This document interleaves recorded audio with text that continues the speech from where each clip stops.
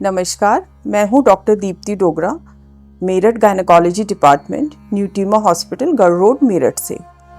आज हम बात करते हैं यूट्राइन फाइब्रॉइड्स के बारे में, जिनको आम भाषा में लोग रसौली कहते हैं, बच्चेदानी की रसौली।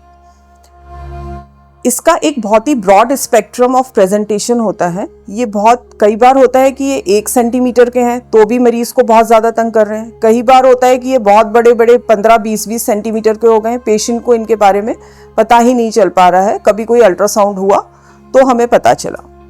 ज़्यादातर पेशेंट्स को इसकी वजह से बहुत ज़्यादा पीरियड्स के दौरान ब्लीडिंग हो सकती है, बहुत जल्दी जल्दी पीरियड्स आ सकते हैं या बहुत ज़्यादा पेनफुल पीरियड्स हो सकते हैं। यूट्राइन फाइब्रॉइड्स अगर सिम्टोमेटिक हैं या इनका साइज बहुत ज़्यादा बड़ा है तब इनके ट्रीटमेंट की ज़रूरत होती है। अगर ये बहुत ही ज़्यादा छोटे हैं तो हम इनको अंडर ऑब्जर्वेशन भी छोड़ देते हैं। इनके लिए कोई भी मेडिकल ट्रीटमेंट उपलब्ध नहीं होता जो इनको सोलली क्योर कर सके। कुछ ड्रग्स होती हैं जो इनका साइज थोड़ा बहुत श्रिंक कर देती हैं।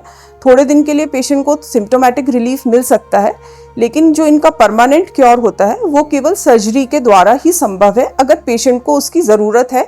अगर ये फाइब्रॉइड्स पेशेंट को परेशान कर रहे हैं तो इसके लिए या तो 2 सर्जरीज उपलब्ध हैं, या तो हम इसको खाली फाइब्रॉइड्स निकालते सकते हैं जिसको कि हम मायोमेक्टमी कहते हैं, या फिर हमें अगर पेशेंट की एज 40+ है, उसकी फैमिली कंप्लीटेड है और फ्यूचर चाइल्ड बेयरिंग डिज़ायर्ड नहीं है तो हम इसको पूरा यूट्रस भी निकाल सकते हैं। ये मायोमेक्टमी और हिस्टेक्टमी दोनों ही बहुत इजीली पेशेंट फ्रेंडली वे में लैप्रोस्कोपी द्वारा संभव है। इसमें पेशेंट की रिकवरी लैप्रोस्कोपिक सर्जरी से बहुत ज़्यादा फास्ट होती है। पेशेंट को कोई बड़ा स्कार नहीं आता है, कोई हर्निया के चांसेस नहीं होते, ब्लड लॉस बहुत कम होता है और पेशेंट अपनी बैक टू वर्क बहुत इजीली जा सकता है। इसलिए रसौली या फाइब्रॉइड से बिल्कुल भी डरे नहीं। For further inquiries, you can visit us at our website or at Newtima Hospital, Garh Road, Meerut. Thank you.